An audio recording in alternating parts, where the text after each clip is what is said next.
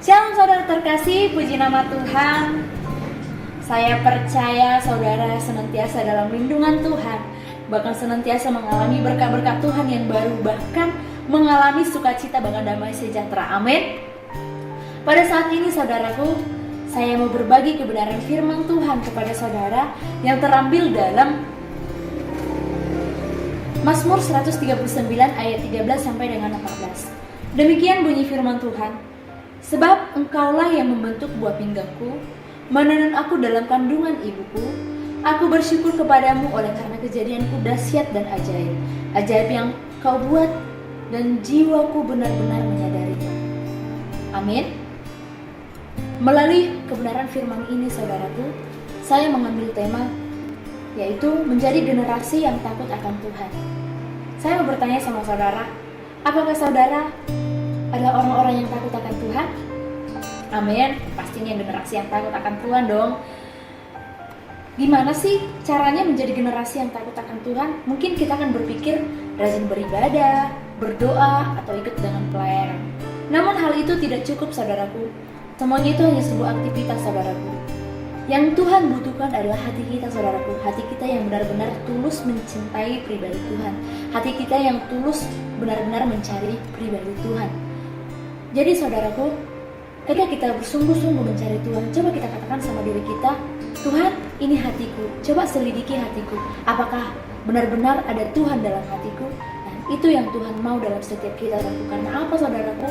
Hanya ini yang Tuhan mau dalam kehidupan kita saudaraku. Ini kunci yang paling utama yang Tuhan mau dalam kehidupan kita, yaitu hati kita.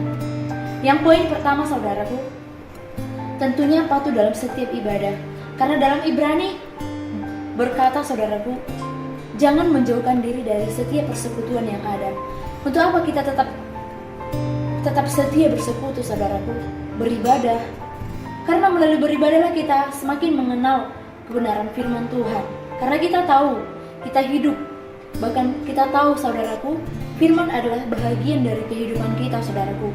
Penopang hidup kita adalah sebuah perintah, bahkan nasihat, bahkan suatu tongkat bagi setiap kita untuk menjalani kehidupan kita saudaraku. Jadi saudara, ketika kita mulai tak setia di hadapan Tuhan melalui dengan ibadah-ibadah kita, mungkin melalui ibadah-ibadah kita saudaraku, kita akan berjumpa dengan pribadi Tuhan. Melalui ibadah kita akan semakin dekat dengan pribadi Tuhan saudaraku.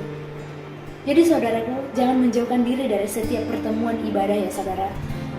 Mungkin saat ini kita sangat susah untuk melawan segala kedagingan kita, tapi yang paling utama saudaraku, hati kita. Ketika kita memiliki komitmen untuk tetap tak setia di hadapan Tuhan, untuk tetap tak setia mengikuti semua persekutuan yang ada, Roh Kudus sendiri yang akan memampukan kita saudaraku. Yang namanya komitmen, seburuk apapun atau seberat apapun yang badai yang akan diterjang, pasti dia akan pergi saudaraku untuk berjumpa dengan saudara-saudara dalam pertemuan ibadah saudaraku.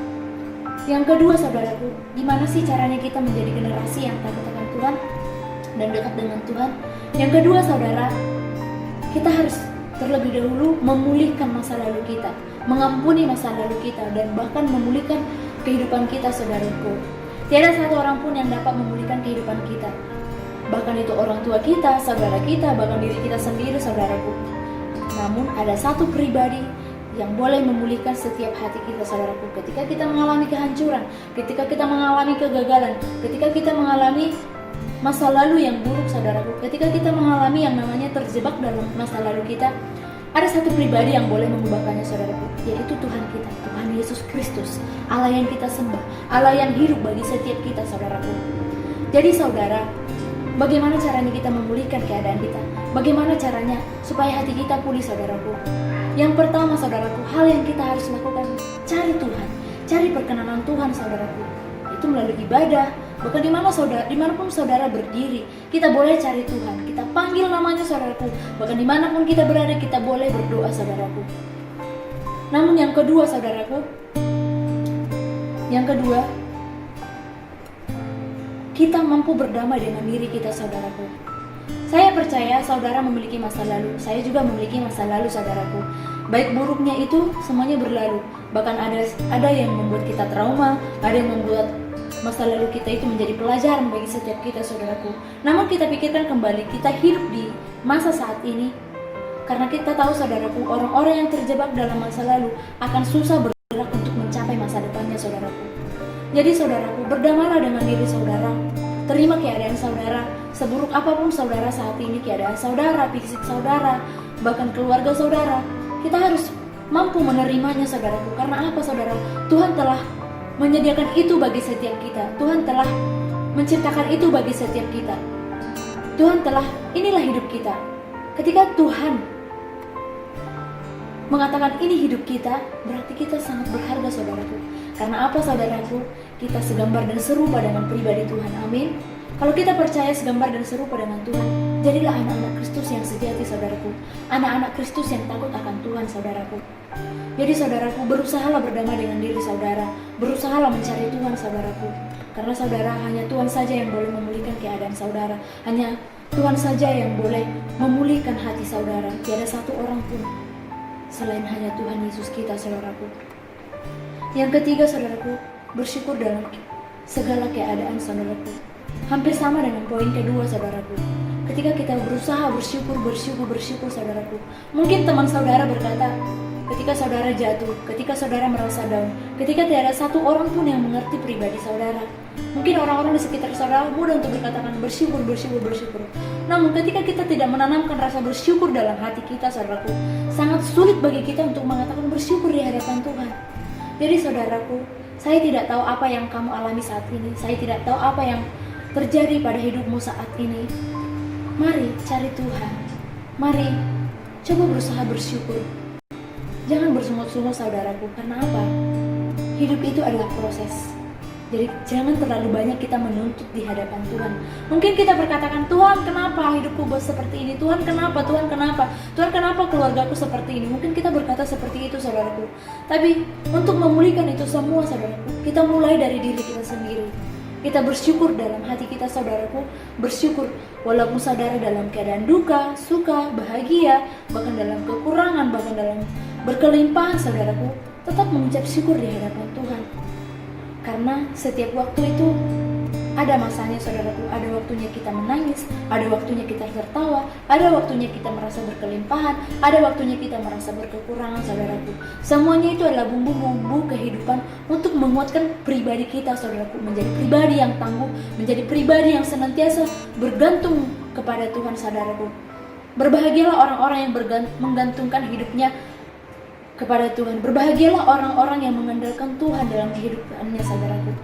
Karena kita tahu, saudaraku, setiap jam, setiap detik kita tidak boleh terlepas dari tangan Tuhan, saudaraku. Karena kita tidak tahu, saudaraku, apa yang akan terjadi pada 1 jam ke depannya, besok harinya. Kita tidak tahu, saudaraku, tapi Tuhan Maha tahu, saudaraku.